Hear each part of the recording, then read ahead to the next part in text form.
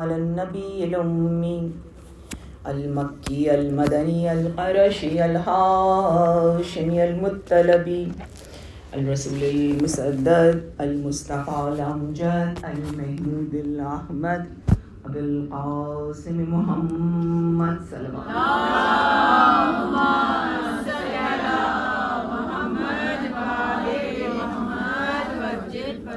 الصلاة والسلام على سيد المطهر والإمام المظفر والشجاع الغضنفر أبي شبير شبر غالب على كل غالب مطلوب كل طالب نقطة دائرة المطالب إمام المشارق والمغارب أسد الله الغالب أمير المؤمنين علي بن أبي طالب صلوات الله.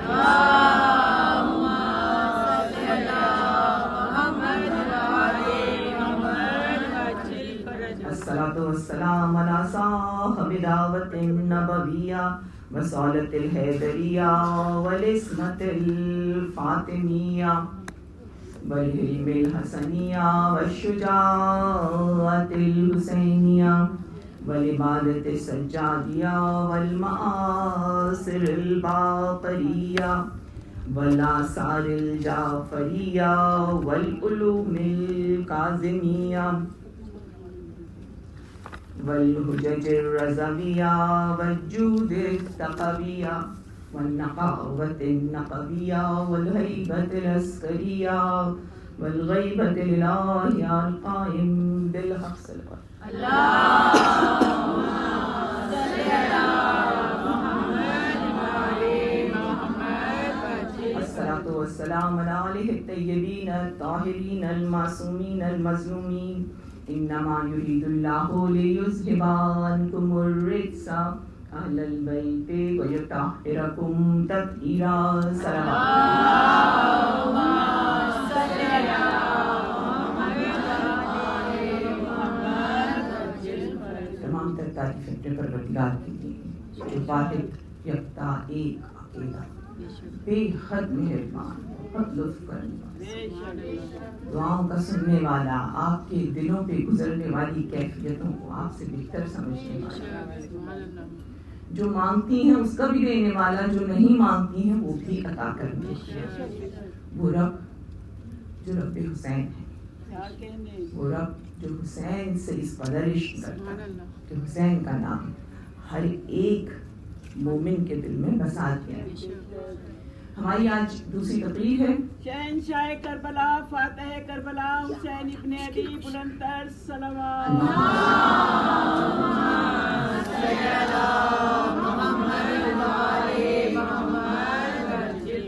10 دنوں کا عنوان مسلسل ہے دا مسنگ لنک، گمشدہ کڑی، کھویا ہوا سرا. بسا اوقات بہت بڑی بڑی اینٹیٹیز ایگزسٹ کرتی ہیں اور بڑی عالیشان ہوتی ہیں، لیکن چونکہ ان کے درمیان ربط نہیں ہوتا تو پھر وہ اتنی افیکٹو نہیں ہوتی، اثر نہیں کرتی. تو ہم اس مجلس میں اس عشرے میں نے کل جیسے کہ عرض کیا تھا بہت ہی بیسک باتیں کریں گے، اس لیے کہ الحمدللہ آپ کے پاس بہت بڑے ذاکر موجود ہیں ہیوسٹن میں بھی اور آن لائن بھی. تو آپ فلسفیانہ باتیں، مشکل عقدے، اپنی ڈیولپمنٹ کے لیے جو کچھ سننا چاہتی ہیں وہاں سنیے. میں تو بالکل چھوٹی چھوٹی باتیں آپ کے سامنے. جی سارے ذاکر قابل عزت اور قابل احترام، میں نے کوئی دوسرا نہیں، سب کی عزت کی بات کر رہی ہوں. میں اپنی آپ کو بہت معمولی سی بات بتا رہی ہوں کہ میں آپ کو بہت ہی چھوٹی چھوٹی باتیں بتانے کی کوشش کروں گی جو میرے اپنے خیال میں چونکہ ویل کنیکٹڈ نہیں ہیں، کڑیاں نہیں جڑی ہوئی ہیں، اس وجہ سے وہ ذہن میں کلیئر نہیں ہیں. چونکہ ہم اور آپ عصر ظہور میں آ چکے ہیں اور یہ وہ وقت ہے کہ جب ظہور صغریٰ بھی اپنی انتہا کو پہنچ چکا ہے اور ظہور کبریٰ کسی لمحے ہو سکتا ہے. آپ نہیں جانتی کہ کون سی فجر کی اذان ہوگی کہ جس میں آپ کو امام کی آواز سنائی دے. تو آپ کو تیار ہونا ہے، آمادہ ہونا ہے.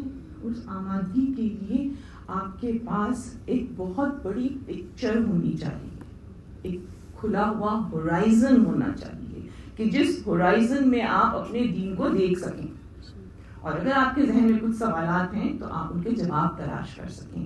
اس لیے کہ یہ ایام عزا آپ کی لرننگ کے لیے آتے ہیں, آپ کی تربیت کے لیے آتے ہیں, آپ کو پچھلے سال سے آگے لے جانے کے لیے آتے ہیں. تو یہ آپ کے سیکھنے کے لیے امام حسین جاتے جاتے اپنے شیعوں کے لیے اوپن یونیورسٹی کھول کے گئے کہ اگر تمہیں آنا ہے میرے پاس, وقت نے تمہارے اور میرے درمیان فاصلہ رکھا لیکن قیامت میں وقت نہیں ہوگا, قیامت میں سب اکٹھے ہوں گے. تو اگر تمہیں فوز عظیم میں شامل ہونا ہے روز قیامت, تو ابھی ان دنوں میں تم میرے رنگ میں رنگ جاؤ. تو ہم لوگ اپنے آپ کو حسینی بنانے کی کوشش میں تھوڑا سا چیزوں کو ڈگ آؤٹ کریں گے. آج کا جیسے کہ حسب وعدہ آج کا موضوع جو کہ سب آبویسلی سب ٹائٹل ہے, وہ ہے ہدایت کے یا ڈیوائن گائیڈنس کے 313 ایئرز. تعارف کل کرا چکے ہوں, آج ہم وہاں جہاں کل رکے تھے وہیں سے آگے بڑھیں گے. یہ جو ڈیوائن لیڈرشپ ہے جو کہ ہمیں 14 معصومین کی صورت میں ہم کہتے ہیں کہ 14 انفیلیبلز ہیں جو ایک دوسرے سے کنیکٹڈ ہیں, ایک کے بعد دوسرا آ رہا ہے مستقل, اور اس طرح سے آ رہا ہے کہ درمیان میں کوئی گیپ نہیں ہے, اور سب ایک دوسرے کا تعارف کراتے ہیں. پچھلے جانے والا آگے کا تعارف کراتا ہے کہ اب کون آنے والا ہے. اس میں ہمارے پاس 313 ایئرز کہاں سے شروع ہوتے ہیں, جبکہ ولادت سرکار امام صلی اللہ علیہ وسلم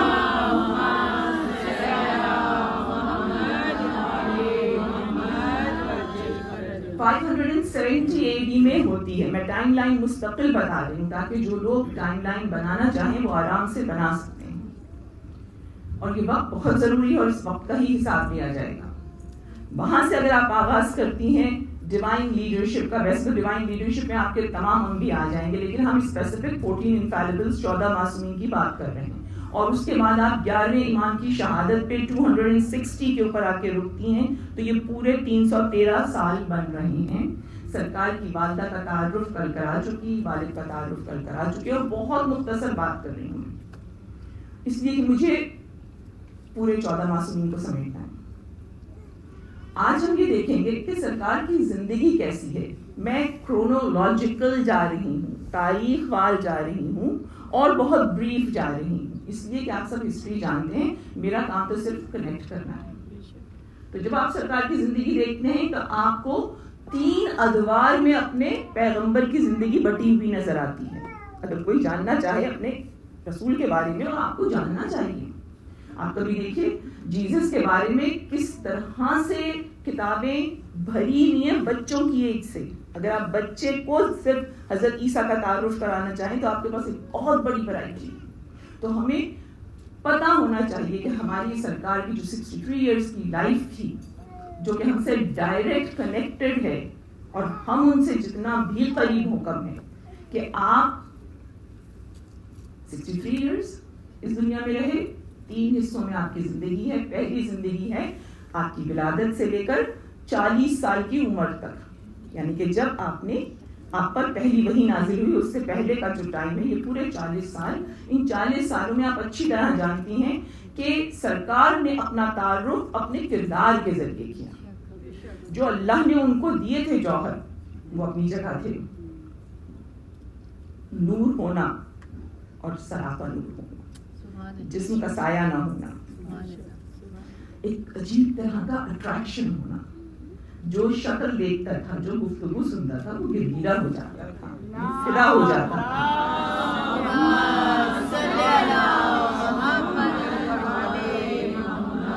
جدھر سے گزرتے تھے درخت جھک کے سلام کرتے تھے, جدھر سے جاتے تھے پھول سلام بھیجتے تھے, ہاتھ میں کنکریاں اٹھاتے تھے تو سلام کرتے تھے. یہ سب پہلے سے تھا, ایسا نہیں ہے کہ وہ 40 سال کے بعد ایسا ہوا ہے.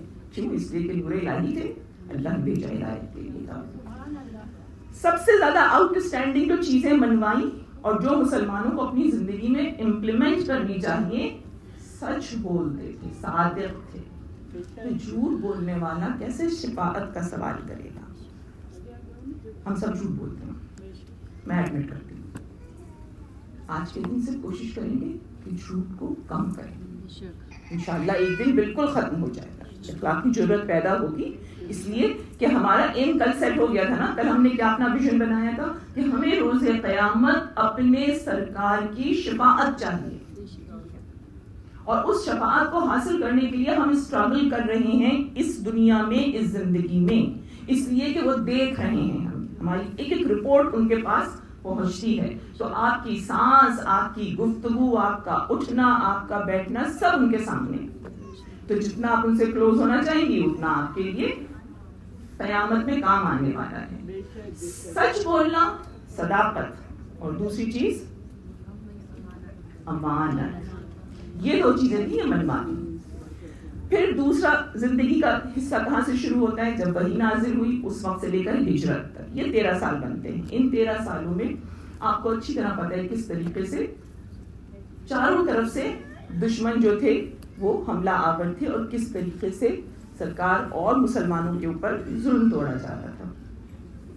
اس میں آپ کو کیا نظر آتا ہے؟ اس میں آپ کو مستقل اسٹرگل نظر آتی ہے, لیکن اس میں ڈفرینٹ ہے بالکل. سرکار کا جو لوگوں کو ہینڈل کرنے کا طریقہ ہے وہ بالکل ڈفرینٹ ہے.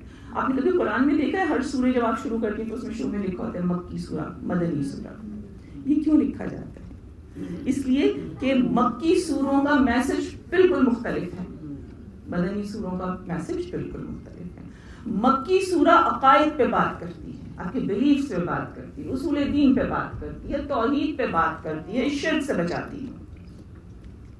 دشمن بھی کھل کے سامنے تھا, ایک طرف اسلام تھا, دوسری طرف کافر تھے, بت پرست تھے. جب یہ چیز ٹرن ہو جاتی ہے, یعنی آپ تیسرے فیز میں رسول اللہ آتے ہیں, یہ مدنی لائف ہے, اور اس مدنی لائف میں صرف 10 سال ملے ہیں. میرے جو غور سے سوچیے نا, رسول اللہ کو مدنی لائف میں صرف 10 سال ملے. 10 سال میں جس طریقے سے اسلام کو پھیلایا, اسلام کو اسٹیبلش کیا, اسلام کو دشمنوں کے نرغے سے نکال کر اس کفرستان میں نہ صرف اسٹیبلش کیا, پریکٹس کیا, بلکہ اس طریقے سے قائم و دائم کر دیا کہ قیامت تک اسلام پھیلتا رہے گا. یہ کمال محمد مصطفیٰ صلی اللہ علیہ وسلم.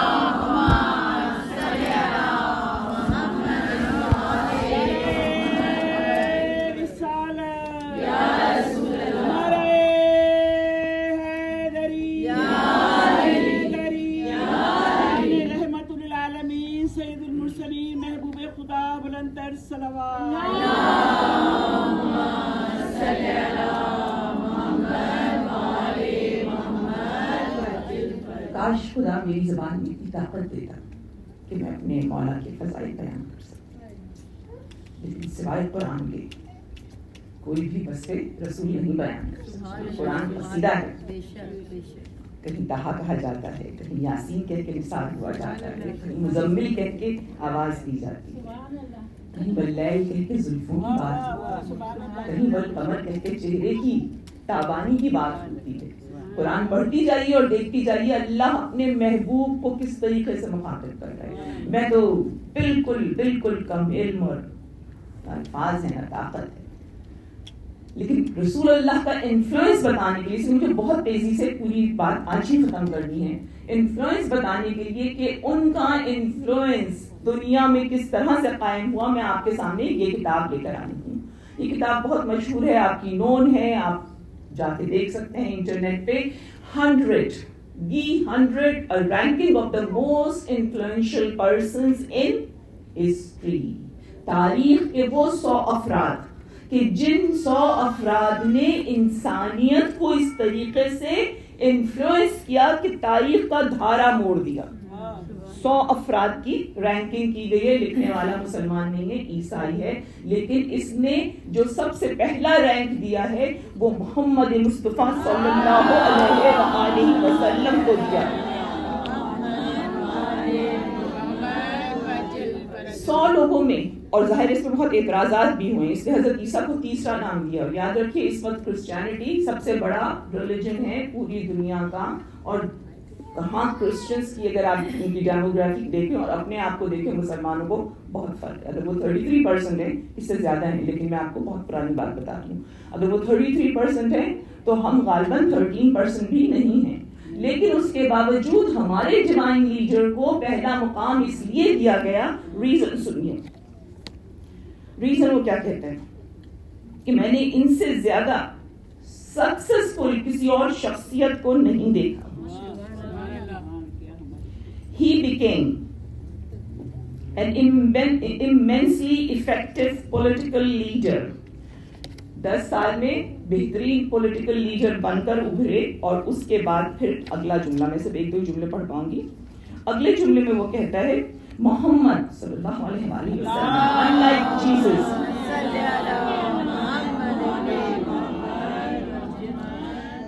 unlike Jesus was a secular as well as a religious leader. رسول اللہ برخلاف حضرت عیسیٰ کے, حضرت عیسیٰ کو صرف اس نے ایک ریلیجس فگر کے طور پر لیا. وہ کہتے ہیں یہ سیکولر بھی تھے, یعنی نان ریلیجس افیئرز میں بھی ان کا افیکٹ کتنا زیادہ ہے. In fact as the driving force behind the Arab conquest, he may well rank as the most influential political leader of all time.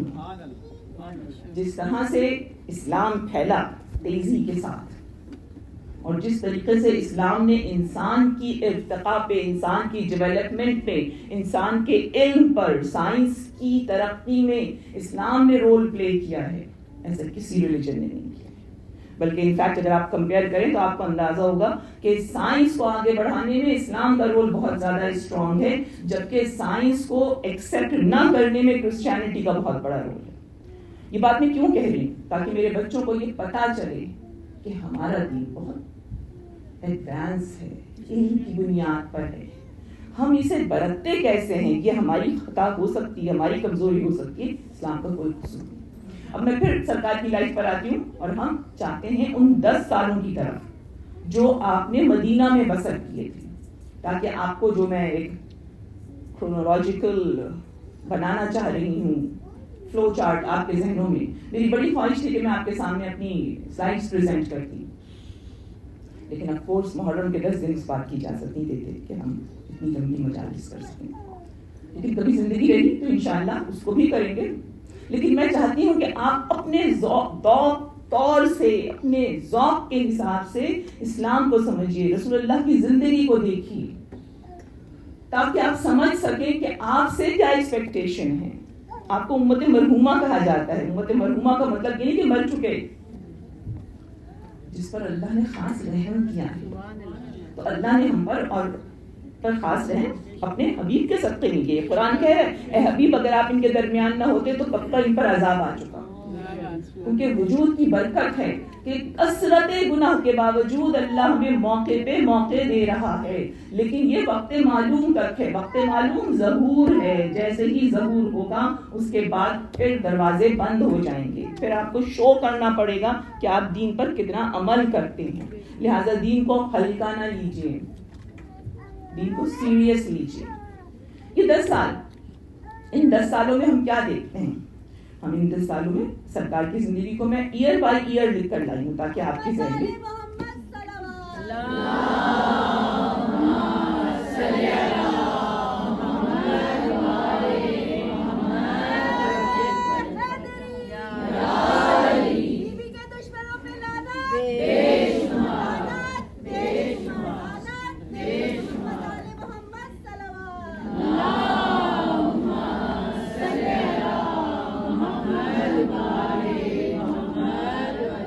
بہت تیزی سے چیزیں بتاؤں گی, لیکن اپنے دماغ میں بیس رکھیے گا کہ میں کیا بتانا چاہتی ہوں.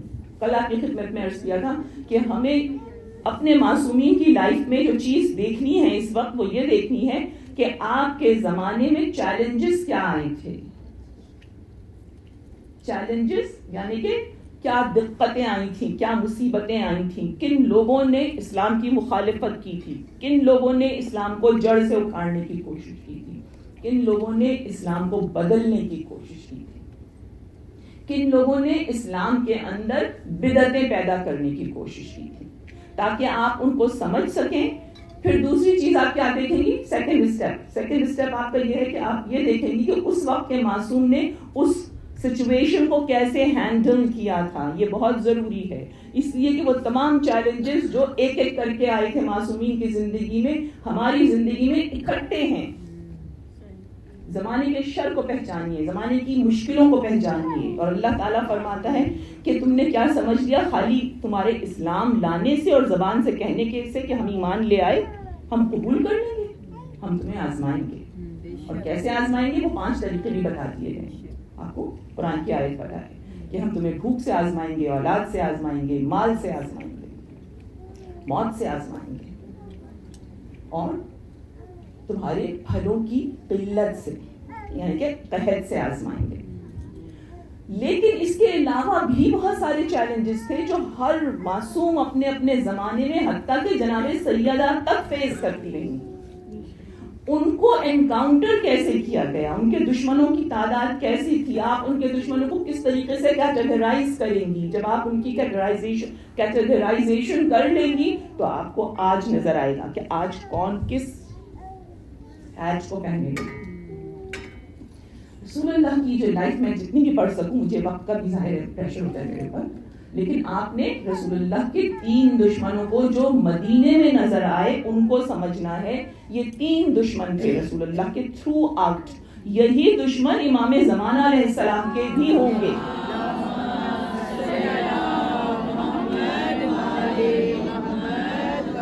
اور یہ بات میں اپنی طرف سے ہرگز نہیں کہہ رہی ہوں, میری تو مجال ہی نہیں ہے کہ میں کسی قسم کا تبصرہ بیچ میں لے کر آؤں.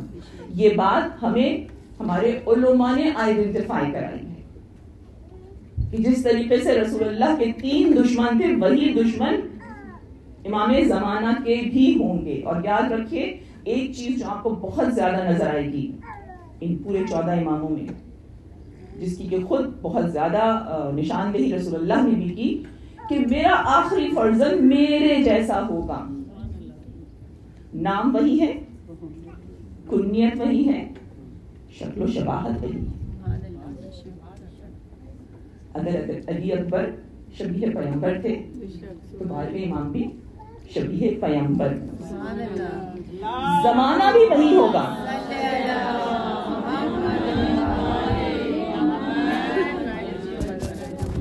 زمانہ بھی وہی ہوگا.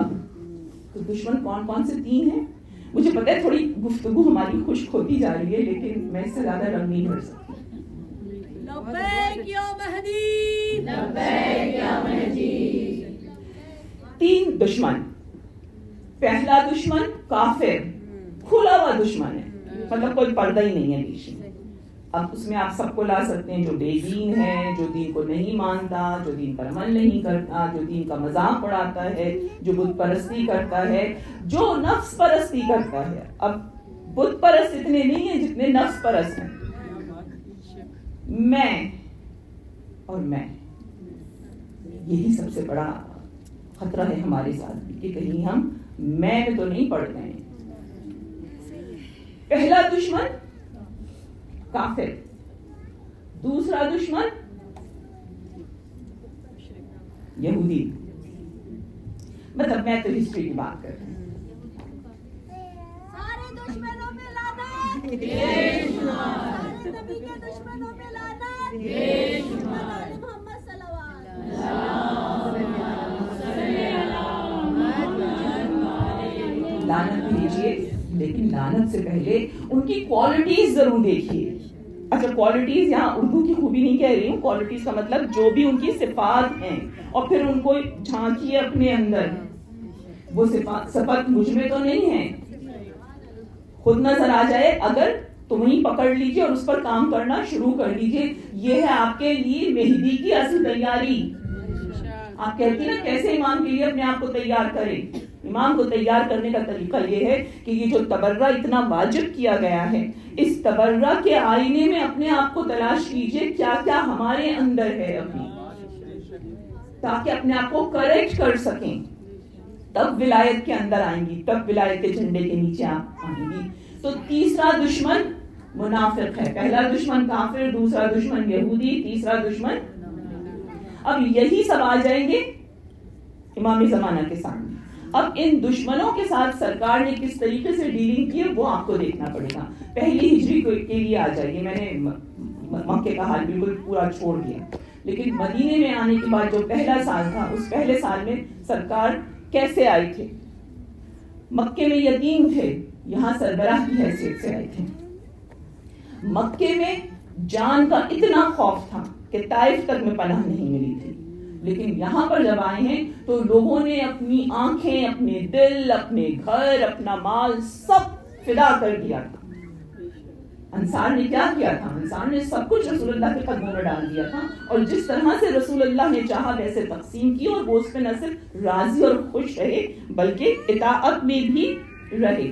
تو پہلے سال میں جب سرکار تشریف لائی ہیں تو آپ نے چند چیزیں کی ہیں. اس میں سب سے پہلی چیز آپ نے پہلے تو بھائی چارہ کیا. جتنے بھی انصار تھے ان کو مہاجرین کے ساتھ ایک کو ایک کا بھائی بنا دیا. ہر جگہ ایک مہاجر تھا, ایک انصار تھا, سوائے رسول اللہ کے. اپنا بھائی انہوں نے اسی کو بنایا جو تھا ان کا, جو ان جیسا تھا. بھائی تو اپنے جیسا ہوتا ہے نا. اگر آپ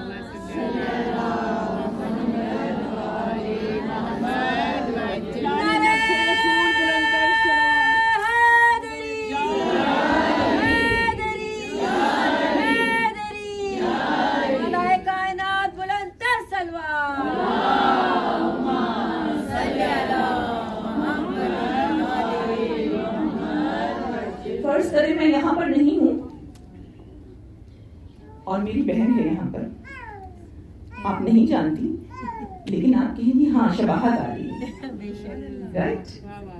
ایسی قیامت میں اگر رسول اللہ منبر نور پر ہوں گے, ہم نہیں پہنچ پا رہے ہوں گے گناہوں کی وجہ سے, تو نیچے ہمیں وہ نظر آئے گی ہستی کہ جس کے ایک ہاتھ میں نیزہ ہوگا, اور وہ تمام دشمنوں کو نیزے سے ہٹاتے جائیں گے, اور پیشانیوں کے نور کو دیکھ کے کہیں گے آؤ تم امتی ہو, تمہیں جام کوثر عطا کرتے ہیں.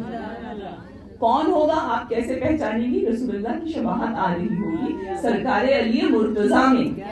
تو اپنا بھائی بنایا علی مرتضیٰ کو. اس کے بعد دوسری چیز کیا کی آپ دیکھیں, رسول اللہ کی ذہانت دیکھیے. آج بھی ان کی ذہانت پڑھائی جاتی ہے, آج بھی ان کی اسٹریٹجیز ہیں وہ وار کالجز میں اسٹڈی کی جاتی ہیں. کبھی آپ نے غور کیا کہ آپ کو شاید خیبر کا اتنا نہیں معلوم ہوگا, آپ کو حنین کا نہیں پتا ہوگا, لیکن وہ جو یہودی لڑکیاں پلے کارڈ اٹھائے کھڑی ہوتی ہیں وہ کہتی ہیں خیبر کا بدلہ لے لیا.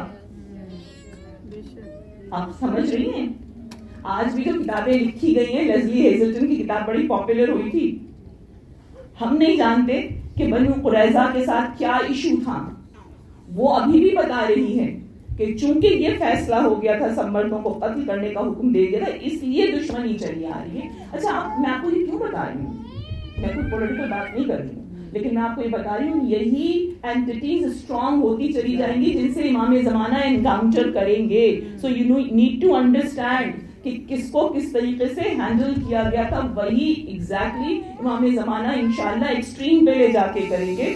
پہلا سال ہے, سب سے پہلی چیز بھائی چارہ کیا, اندر کا معاملہ. پھر اس کے بعد معاہدے کیے. معاہدے کیا کیے؟ باہر آؤٹ اسکرٹس میں جتنے قبائل تھے, جتنے قبیلے تھے, جتنی بھی قومیتیں تھیں, ان سب کے ساتھ معاہدہ کیا تاکہ ایک پیس, ایک اسٹرینتھ آ جائے. یہ آپ کو اتنی ضروری نہیں لگ رہی, لیکن جس وقت حفاظت کی بات آتی ہے اور جنگوں کی بات آتی ہے تو پھر آپ کو سمجھ میں آئے گا کہ یہ اسٹریٹجی کتنی امپورٹنٹ تھی رسول اللہ کی. تیسری چیز جو رسول اللہ نے اس وقت کی, سب سے پہلے مسجد بنائی. پہلی مسجد اسلام کی مسجد قباء, جہاں آپ صرف تھوڑے دن رہے تھے, لیکن پہنچتے ہی مسجد بنا لی. کہیں بھی جائیے پہلے مسجد بننی چاہیے, اب آپ کے لیے مسجد ہو یا اسلامک سینٹر ہو. یہ اس میں آپ کی انویسٹمنٹ واقعتاً وہ انویسٹمنٹ ہے جو اللہ تعالیٰ دیکھ رہا ہے کہ آپ مسجد سے کتنا کنیکٹڈ ہیں. مسجد کا مطلب کیا ہے یہاں پر؟ اپنے دین سے کنیکٹ ہونا, اپنے دین کی پریکٹسز کرنا. مسجد کو آپ ہر چیز پر اہمیت دیں. رسول اللہ جب اندر مدینے میں آ گئے تو پھر مسجد نبوی بن گئی. اب اس کی میں بہت ساری چیزیں چھوڑ رہی ہوں. پہلی ہی سال تھا جب کہ نماز 2 رکعت سے 4 رکعت ہو گئی تھی. پہلا ہی سال تھا کہ جب نماز کا واجب ہونا واجب ہو گئی تھی. اس کے بعد سیکنڈ ایئر میں آ جاتے ہیں. بہت ساری چیزیں میں چھوڑے جا رہی ہوں صرف اس لیے کہ وقت نہیں ہے. دوسرے سال میں 2 چیزیں ہوئی, 3 چیزیں ہوئی اہم. بیٹل آف بدر, 313 ادھر تھے, 1000 ادھر تھے. یہ 313 کا فگر بہت امپورٹنٹ ہے. کیوں؟ یہی 313 امام زمان علیہ السلام کے ساتھ ہیں.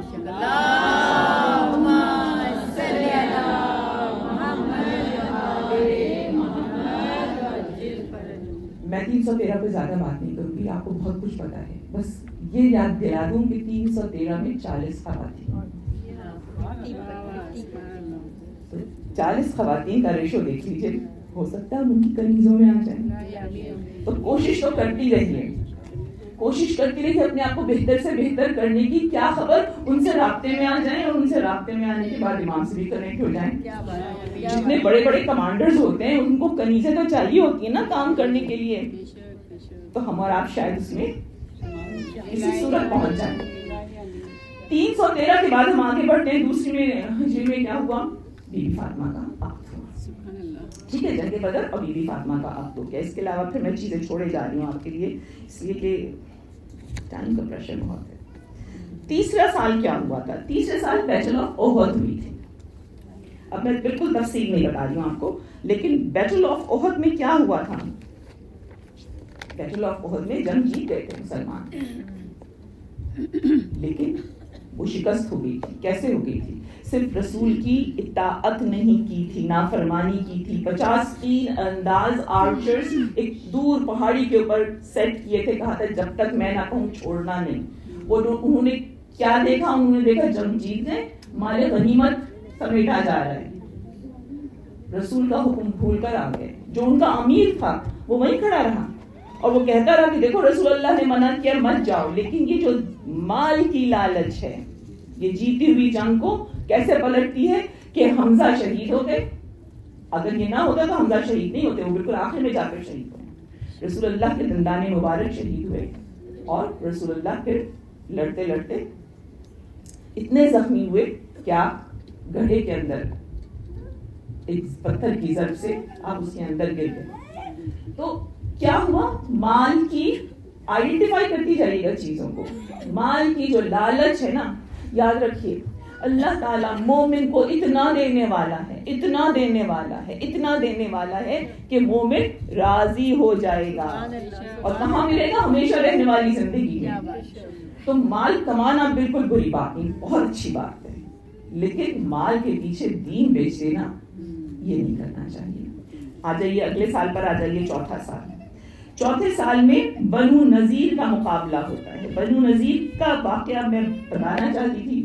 جوئش قبیلہ تھا, رسول اللہ کے خلاف سازش کر رہے تھے, رسول اللہ کے معاہدے میں تھے, توڑ کر چلے گئے تھے. اور آپ نے جب آپ ان سے گفتگو کرنے گئے تو ان کا پلاٹ کیا تھا کہ رسول اللہ کے سر کے اوپر پتھر گرا کر ان کو شہید کر دیا جائے. جبرائیل نے آ کے بتایا کہ اب یہ اوپر سے آپ پہ کچھ گرانے والے ہیں. رسول اللہ باہر تشریف لے گئے. اس کے بعد جب واپس آئے تو فوج کے ساتھ آئے اور پھر یہ بنو نذیر کا واقعہ پیش آیا. آپ ذہن میں رکھیے گا ایک بات کو, درود پڑھنا ہوگا.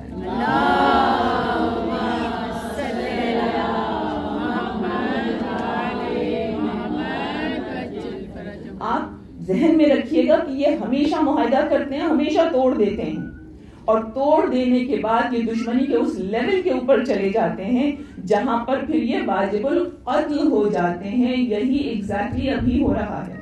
اگر آپ چاروں طرف دیکھیے تو کس معاہدے کی پاسداری کی جاتی ہے. گفتگو چونکہ سیاسی نہیں, میں آگے بڑھ رہی ہوں, لیکن میں آپ کو مختصر یہ بتانا چاہ رہی ہوں کہ رسول اللہ کی زندگی میں 10 سال کی زندگی میں آپ نے 64 جنگیں لڑی ہیں. رسول اللہ کی 9 سال کی زندگی, 10واں سال تو چھوڑ دی میں, اسی لیے یہ چارٹ دکھانا چاہ رہی تھی آپ کو, لیکن مجبوری ہے, میں اتنی جلدی جلدی پڑھ نہیں سکتی ورنہ مجھے کل کا بھی نہیں لینا پڑے گا. 9 سال میں 10ویں سال تو کوئی جنگ نہیں ہوئی ہے, ٹھیک ہے. 9 سال میں آخری ہوئی ہے حنین, اور یہ جو حنین تھی یہ جنگ نہیں ہوئی تھی, لیکن رسول اللہ پوری فوج لے کر چلے تھے, گئے تھے, تو ہم اس کو جنگ میں کاؤنٹ کر لیتے ہیں. آخر وقت پہ رومنز نے سرنڈر کر دیا تھا.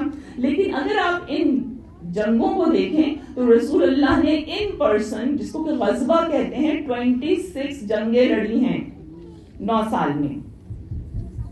اور جو باقی ریمیننگ جنگیں تھیں وہ سرایا تھیں، یعنی اس میں آپ کسی کو بھیج دیتے، خود ان پرسن نہیں جاتے تھے.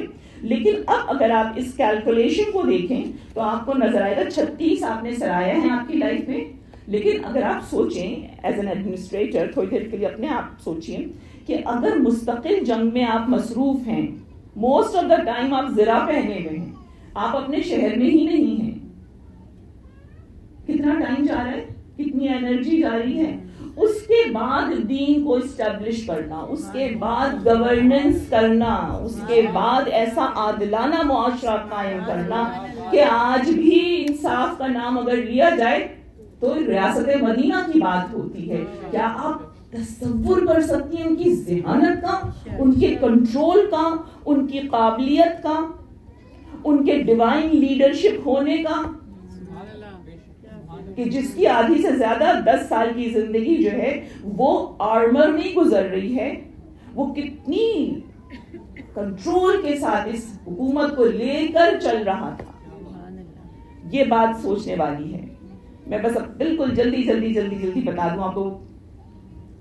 5 ہجری میں کیا ہوا تھا. 5 ہجری میں میں نے آپ کو بتایا کہ بیت الخندق ہوئی تھی. 6 ہجری میں صلح حدیبیہ ہوئی. صلح حدیبیہ کیوں بہت امپورٹنس رکھتی ہے؟ صلح حدیبیہ اس لیے امپورٹنس رکھتی ہے کہ یہ رسول اللہ کی ایک بہت بڑی اسٹریٹجی تھی جس کو سمجھنے کی کوشش کرنی ہے کہ وہ شرائط دشمن کے ساتھ طے کر لی جائیں جس میں پھر جنگ سے نجات مل جائے. جتنی جنگیں ہو رہی تھی وہ قریش کی طرف سے، ابو سفیان کی طرف سے ہو رہی تھی نا، ایک کے بعد دوسری جنگ ہو رہی تھی. یہ تینوں جو جنگیں بڑی ہوئی تھی ابو سفیان نہیں کروانی تھی نا. اس پیس ٹریٹی سے کہ جس وقت اس کے اوپر دستخط ہو رہے تھے تو کسی نے کہا کہ مجھے آج سے زیادہ آپ کی نبوت میں کبھی بھی شک نہیں تھا. آپ کو پتا ہے کس نے کہا؟ رائٹ؟ نہیں پتا تو پڑوسی سے پوچھ لیجیے گا. یہ شک کا عالم تھا لوگوں کا کہ وہ وزڈم پر، رسول اللہ کی وزڈم پہ ہمیشہ شک کرتے تھے. اور رسول اللہ نے جو ٹریٹی کی اس کے بعد جو رسول اللہ نے صلح امن کا وقت ملا اس کو کس طرح سے یوٹیلائز کیا کہ آپ نے اپنے تمام تر جتنے بھی عربیہ کے باہر تھے، ابھی تک تو آپ عرب میں فوکس تھے نا، اب آپ نے عرب کے باہر، حجاز کے باہر لیٹرز لکھنے شروع کیے. روم کی حکومت کو، فارس کی حکومت کو، یمن کی حکومت کو، ہر جگہ آپ نے اپنی ایمسریز بھیجی اور ان کو اسلام کا پیغام دیا. کیوں؟ اس لیے کہ اسلام پہلا دین ہے جو کہ عالمی دین ہے. اگر گلوبلائزیشن ہوگی، ون ورلڈ آرڈر ہوگا، ایک دین اسٹیبلش ہوگا، وہ صرف اسلام ہے. اسلام کے اندر یہ صلاحیت ہے، اسلام کے اندر یہ شریعت ہے، اسلام کے اندر یہ طاقت ہے کہ وہ سب کو ہارمونائز کر کے اسٹیبل کر سکتا ہے اگر اس کے اندر کے مسائل یعنی کہ منافقین کے اوپر قابو پا لیا جائے. اور انشاءاللہ جب ظہور فرزند رسول ہوگا تو اسلام ہی پوری دنیا کا واحد آرڈر ہوگا. کل آپ نے سنیا تھا، میں نے اسٹیٹمنٹ آپ کو بتایا تھا، پریزیڈنٹ ٹرمپ کا اسٹیٹمنٹ کل کا تھا کہ ہم اب وہ ورلڈ آرڈر لے کر آنا چاہ رہے ہیں جس میں تمام تر ادیان شامل ہوں گے. کرسچینٹی بھی ہوگی، جوڈائزم بھی ہوگا، اسلام بھی ہوگا، ہندوازم بھی ہوگا. تمام تر مذاہب کا نام دیا انہوں نے اور ان کا سب مذہب اچھے سب اکٹھے ہوں گے. تو یہ پلان 20,000 سے شروع ہو چکا ہے ون ورلڈ آرڈر کا، اور اب اس کو باقاعدہ امپلیمنٹ کیا جا رہا ہے. کلیشز آف سیولائزیشن پہ بہت بات ہو چکی ہے، آپ سب کو علم ہے کہ کس طریقے سے تہذیبوں کی جنگ ہو رہی ہے. اس وقت تہذیب کو بدلا جا رہا ہے. میری بات آپ کو خشک لگ رہی ہے لیکن میں آپ کو بتا رہی ہوں اس وقت میرا بچہ، آپ کا بچہ، میں خود اس معاشرے میں ہے جہاں تہذیب کا ٹکراؤ ہے. تہذیبیں بری نہیں ہوتی لیکن آپ کو اپنی ویلیوز پتہ ہونی چاہیے اور آپ کو شریعت کا فریم ورک پتہ ہونا چاہیے. شریعت کیا الاؤ کرتی ہے. اگر آپ اس فریم ورک میں رہیں گی تو آپ کبھی بھی ریلیجن سے دور نہیں ہوں گی. اور شریعت وہ اتھارٹی ہے جو رسول اللہ نے دے دی، جس کے لیے اللہ کے رسول نے کہا، اللہ نے کہا اے رسول جس بات کا حکم آپ کسی مومن یا مومنہ کو دے دیں اب اس کے لیے لازم نہیں کہ وہ اس سے الگ کچھ کرے، ادروائز کچھ کرے. تو جب آپ کو لگے، اس لیے دیکھیے آپ سب اپنی اپنی کانشیس کی عدالت میں کھڑی ہوئی ہیں، ایون مائی سیلف. تو آپ کو صرف یہ پوچھنا ہے کہ یہ میں شریعت کے دائرے کار سے ہٹ کے کر رہی ہوں. اچھا اگر کر رہی ہوں ٹھیک ہے, کیوں کر رہی ہوں, اس کا فائدہ کتنی دیر کا ہے, اس کا نقصان کتنی دیر کا ہے, میں اسے کس طرح منیمائز کر سکتی ہوں. ایفرٹس پہ غور کرنا شروع کیجئے. اللہ کے رسول آسانیاں آپ کے لیے پیدا کریں گے, اس لیے یہی ان کا مشن تھا. درود پڑھ محمد.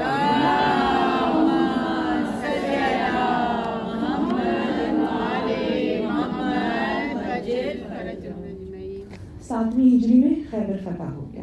خیبر کیا تھا؟ خیبر یہودیوں کا گڑھ تھا. یاد رکھیے یہ جو یہودی وہاں موجود تھے یہ سب کے سب حضرت موسیٰ کے حکم پر آئے ہوئے تھے. حضرت موسیٰ نے بتایا تھا کہ آخری نبی جب آئے گا, مکہ میں آئے گا, مدینے میں اس کی حکومت اسٹیبلش ہوگی, تم اس کو پانا تو اس کی مدد کرنا. یہ وہاں جا کر آباد ہوئے, نہ صرف آباد ہوئے بلکہ ان کے خاندان میں, ان کی نسلوں میں جتنے خوبصورت توانا مرد پیدا ہوتے تھے انہیں یہ خیبر بھیجتے تھے. جتنی خوبصورت لڑکیاں پیدا ہوتی تھی انہیں خیبر بھیجتے تھے. ہر مہینے کی پوری انکم کا 10% ٹیکس وہاں بھیجتے تھے. تبھی اتنی دولت نکلی تھی. کیوں؟ یہ بہت امپورٹنٹ پوائنٹ ہے. کیوں ایسا کر رہے تھے؟ آنے والے نبی کی مدد کے لیے. Do you see that?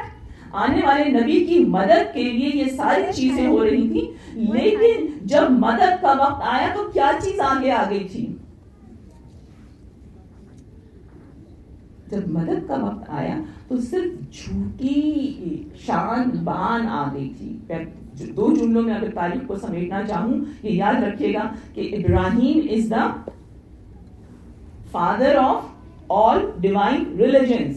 صرف 3 ڈیوائن ریلیجن ہے, جوڈائزم, کرسچینٹی, اسلام. یہ تینوں ریلیجن ان کی روح حضرت ابراہیم سے ملتی ہے. حضرت ابراہیم کی 2 اولادیں تھیں, ایک اسماعیل تھے ایک اسحاق تھے. آپ کو سب پتہ ہے اسحاق کنعان میں رہ گئے تھے, اسماعیل یہاں پر آ گئے تھے. جو یہ 2 لینیج آ رہی ہے نا, اس میں اسماعیل کی نسل پیسو ہے, بالکل پیسو ہے, اس میں ایک بھی نبی نہیں ہے. اور یہ جو اسحاق کی نسل ہے یعنی کہ بنی اسرائیل, اس میں انبیاء پہ انبیاء, ایک ایک وقت میں درجن درجن انبیاء تھے.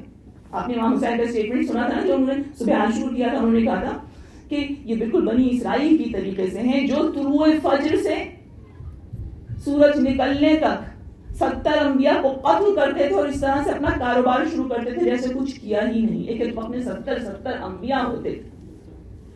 تو یہ ایکٹیو تھی. تو اب ان کو امید کیا تھی؟ یہودیوں کی جو بڑی دشمنی کی وجہ ہے وہ یہ ہے کہ جب انہوں نے یہ دیکھا کہ رسول اللہ ان کے لینیج میں نہیں آئے ہیں, یعنی کہ یہودی نہیں ہیں. یاد رکھیے عیسیٰ سے بھی دشمنی سے کس لیے تھی؟ عیسیٰ سے دشمنی اس لیے تھی عیسیٰ یہودی تھے. لیکن یعقوب کے 12 بیٹے تھے. 12 بیٹے میں جو سب سے بڑے تھے لاوی, ان کی ذریت میں نبی آ رہے تھے, جبکہ عیسیٰ جو تھے وہ جوڈا کی نسل میں آ گئے تھے. یہودی ہونے کے باوجود انہوں نے ان کو زندہ نہیں رہنے دیا. تو اب جب محمد صلی اللہ علیہ وآلہ وسلم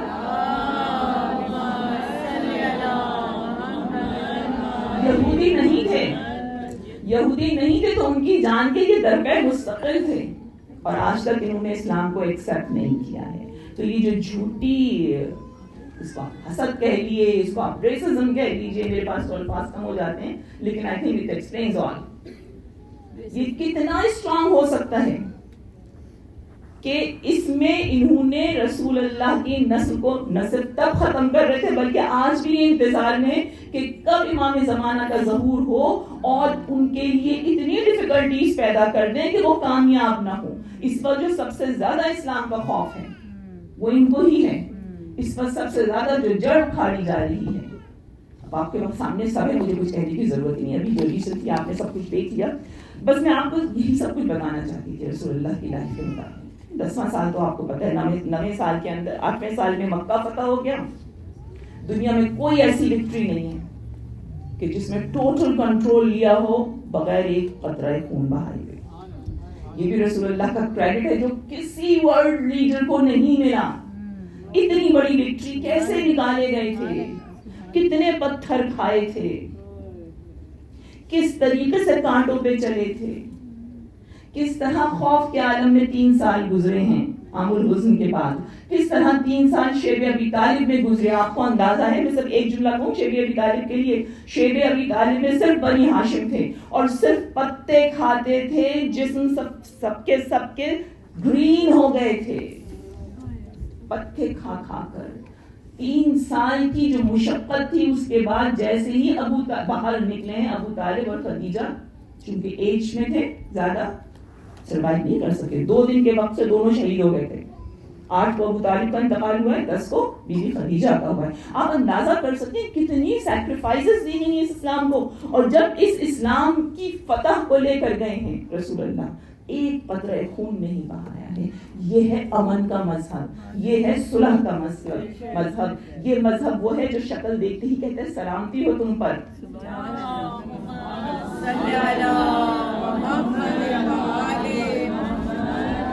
آپ اپنی سلام کی اہمیت کو کم نہ کیجیے گا. یاد رکھیے جو سلام بدلا جا رہا ہے نا،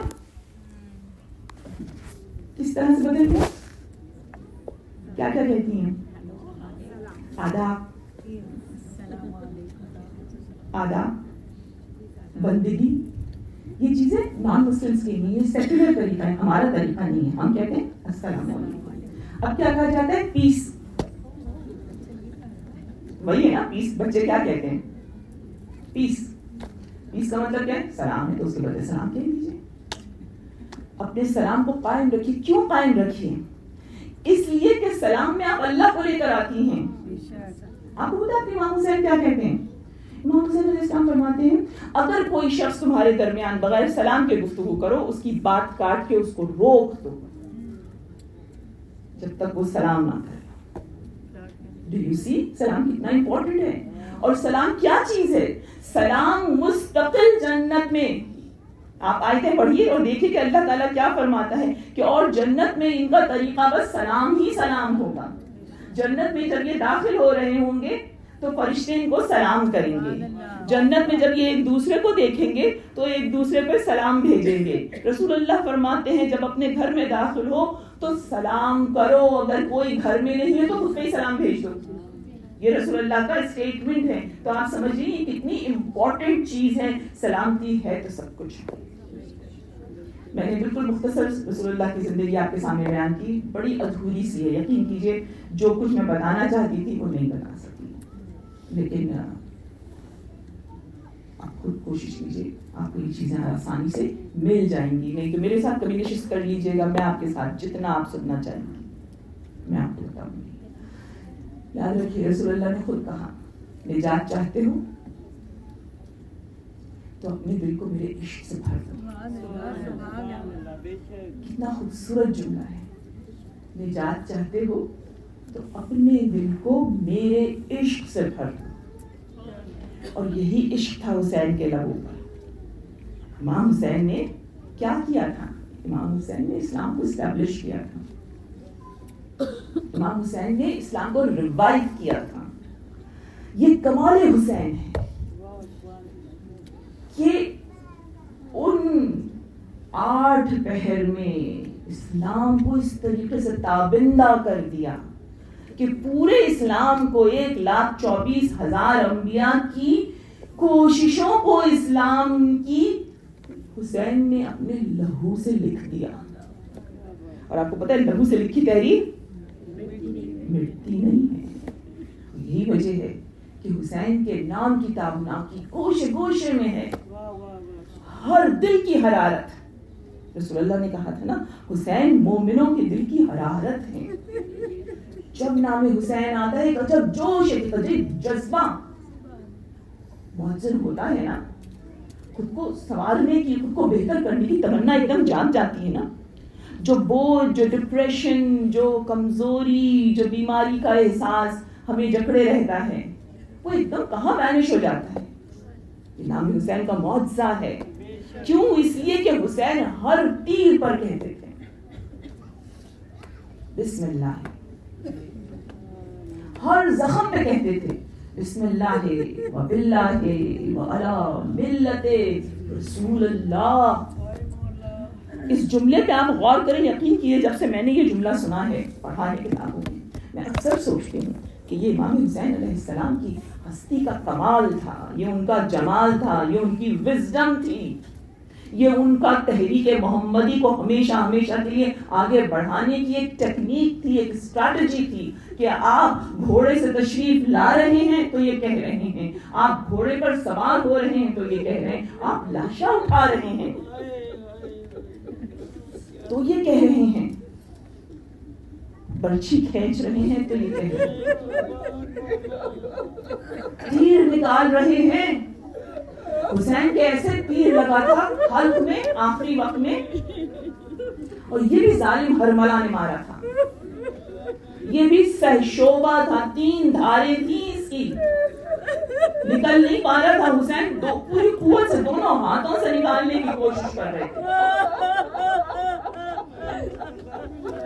اور آخر کار جب نہیں نکل پایا تو تاریخ کہتی حسین نے اپنے ہاتھ پشت پہ کیے، گردن کے پیچھے سے حسین نے اس کو کھینچا، اور جب کھینچا ہے تو فوارہ تھا خون کا جو ابل پڑا، اس کے بعد ہی حسین سنبھل نہیں پائے تھے، لیکن کہہ کیا کہہ رہے ہیں، لبے حسین کہہ رہے ہیں بسم اللہ وباللہ وإلاللہ وعلی ملت رسول اللہ، اے رسول اللہ آپ کی امت کے راستے پہ چلتا ہوا آپ کی طرف آ رہا ہوں۔ یہ اسلام بہت قیمتی ہے، اسے زندگی کی کامیابوں میں بھول نہ جانا عزیزوں، یہ اسلام اس قدر قیمتی ہے کہ آج حسین سرزمین کربلا پہ کھڑے ہوئے ہیں، گھوڑا نہیں پڑھنا، گھوڑوں کو کتنی معرفت تھی مقصد حسین کی، جانتے تھے، کتنے گھوڑے بدلے تھے حسین نے، 1 2 3 7 گھوڑے بدلے ہیں امام حسین نے، ایک گھوڑے سے اترتے ہیں دوسرے پہ سوار ہوتے ہیں، دوسرا گھوڑا سر جھکا لیتا ہے تیسرے پہ سوار ہوتے ہیں۔ کیا حسین کو نہیں پتا تھا؟ اگر گھوڑے کو علم تھا تو حسین کو بھی پتا تھا۔ اگر زینب کربلا میں آتے ہی خاک میں خون کی بوند سونگھ سکتی ہیں تو کیا حسین نہیں جانتے تھے؟ یقیناً جانتے تھے حسین، لیکن 7 گھوڑے بدل کے یہ بتا دیا کہ دیکھو ہم حکم الہی سے یہاں پر آئے ہیں، ہم حکم الہی سے ابھی تک سفر کر رہے تھے، ہم حکم الہی سے قیام کر رہے ہیں۔ ہاں عزیزوں، آج کے مسائل 2 طرح کے ہیں، پہلی مصیبت تو کربلا پہنچنے کی ہے، اور اس مصیبت میں بھی آپ حسین کا حسن انتظام دیکھیے، آپ حسین کی شرافت کی انتہا دیکھیے، گھیر کے دشمن لا رہا ہے، جانتے ہیں یہ قتل گاہ ہے۔ جب گھوڑے سے اترنا چاہ رہے تھے بلایا تھا وہاں کے لوگوں کو، بنی اسد کے لوگوں کو، نام پوچھنا شروع کیا تھا اور لوگوں نے نام بتایا، سب جانتے تھے فرزند رسول ہیں، چاہتے تھے کسی طریقے سے یہاں سے چلے جائیں، اصل نام نہیں بتا رہے، کبھی کہہ رہے ہیں یہ نینوا ہے، کبھی کہتے ہیں یہ دشت معالیہ ہے، کبھی کہتے ہیں یہ میدان طف ہے، کبھی کہتے ہیں یہ شط الفرات ہے۔ امام سب کچھ سنتے رہے، آخر میں کہا کوئی اور ایک نام ہے اس کا جو تم نہیں بتاتے۔ ایک ضعیف نے کہا اس کا نام کربلا ہے، ہم اس لیے نہیں بتا رہے تھے کہ جو بھی اللہ کا ولی گزرا اس نے اذیت اٹھائی ہے، حسین یہاں سے جلدی سے گزر جائیے۔ امام حسین نے کہا انا للہ و انا الیہ راجعون، یہی وہ جگہ ہے جہاں ہمارے اونٹ بٹھائے جائیں گے، یہی ہمارے مردوں کو قتل کیا جائے گا، یہی ہمارا اسباب لوٹا جائے گا، بس خیام لگا دو۔ لیکن امام حسین کی شرافت کی انتہا، کہتے ہیں بنی اسد کو بلاؤ ہم یہ زمین خریدیں گے، نہ خریدتے بھی تو بنی اسد دے دیتے، لیکن آپ دیکھیے حسین شہنشاہ ہیں، کسی کا قرض نہیں رکھتے، کہتے ہیں ہم یہ زمین خریدیں گے۔ زمین خریدی گئی 60,000 درہم میں، اور اس کے بعد باقاعدہ بیع نامہ لکھا گیا کہ یہ زمین لے لی گئی ہے حسین نے، اور جب وہ بیع نامہ لے لیا تو اب کہا بنی اسد کو بلاؤ۔ بنی اسد آئے، جب سب کے سب آ گئے، امام نے کہا مرد الگ ہو جائیں، عورتیں الگ ہو جائیں، بچے الگ ہو جائیں۔ امام نے بیع نامہ مردوں کو دیا اور کہا ہم بھی تمہیں زمین ہبہ کر دیتے ہیں، 3 شرطیں ہیں۔ شرط پہ یہ زمین تمہیں واپس کر دے، قیامت تک کہ یہ زمین تمہاری ہے۔ پہلی شرط یہ ہے کہ جب ہمیں قتل کر دیا جائے، ہمارے سر اتار لیے جائیں، ہمارے جسموں پہ گھوڑے دوڑا دیے جائیں، اور یہ ملائن ہمیں چھوڑ کے چلے جائیں بے کفن، تو ہمیں دفن کر دینا۔ اللہ اللہ، یہ سردار بہشت کی بے کسی دیکھو، یہاں کون ایسا ہے جس نے فیض حسین نہ پایا ہو؟ ارے میرا مولا کہتا ہے چند مٹھی خاک ڈال دینا۔ دوسری شرط امام نے کہی جو آپ جانتی ہیں تو اس کا فیض اٹھاتی ہے۔ امام نے کہا 3 دن تک میرے زائروں کو ان کی مہمانی کرنا۔ جائیے کربلا اور دیکھیے کس طریقے سے سر پہ بٹھاتے ہیں ظاہر حسین کو۔ عزاداروں، انیس کہتے ہیں زمین مولی ہے مزاروں کی خاطر، زمین پر شہیدی نشان کھینچتے۔ عزیزوں، بس مسائل کے چند جملے اور میں نے کہا تھا نا 2 مصیبتیں پڑھی جاتی ہیں، آج ایک مصیبت اور پڑھی جاتی ہے، اور وہ مصیبت ہے مسلم کی۔ وہ مسلم جو دیار غیر میں تنہا گھیر کے جسے شہید کر دیا، جس کے ہاتھ پر 18,000 نے بیعت کی، لیکن جب مسلم باہر نکلے تو 18,000 تو دور کی بات، ایک فرد رستہ دکھانے والا نہیں تھا۔ ارے وہ مسلم جو بالکل تنہا، بھوکا پیاسا، اکیلے جنگ لڑتا رہا، صبح سے شام ہو گئی۔ تم سب ہجرت کر کے آئے ہو نا، ہجرت کے دکھ بھی دیکھے ہیں، تنہائی بھی جانتے ہو نا، بے کسی بے بسی بھی جانتے ہو۔ جب اپنی تنہائی کبھی دقت کبھی مشکل محسوس ہوا کرے نا تو ایک بار کہا کرو السلام علیکم یا مسلم بن عقیل۔ ارے مسلم کیسے دشمنوں کے نرغے میں گر گئے تھے، کوئی پوچھنے والا نہ تھا۔ ارے کیسا مسافر ہے، پانی کا سوال کر رہا ہے اور پانی نہیں پی پا رہا۔ عزاداروں، سلام اس مسلم پر کہ جس کی یاد ہر مجلس میں قائم ہوتی ہے۔ مسلم کو جب بالا خانے میں لے کے گئے تھے چھت پر اور تلوار سر پہ پڑنے والی تھی، ایک بار رخ کیا تھا مکے کی طرف اور کہا تھا السلام علیکم یا ابا عبداللہ۔ یہ حسین کی پہلی غائبانہ زیارت تھی جو تم ہر نماز کے بعد پڑھتی ہو۔ بس حسین، آپ کے سفیروں کا سلام آپ پر، آپ کے سفیروں کا پرسہ پیش کرتے ہیں۔ اے میرے مولا، واسطہ آپ کو اپنے سفیروں کا، مولا ہماری پریشانیوں کو اس طرح غیر میں دور کر دیجئے۔ مولا آپ کو مسلم کے بچوں کا واسطہ، ہمارے بچوں کی جو مشکلیں ہیں انہیں آسان کیجئے۔ مولا ان کے دین کی حفاظت کیجئے۔ مولا انہیں اس دجالیت کے شر سے اپنی پناہ میں رکھیے۔ مولا جس طریقے سے ہر طرف سے تہذیب کی یلغار ہے، ہمارے بچوں کو سلامتی کی راہ پر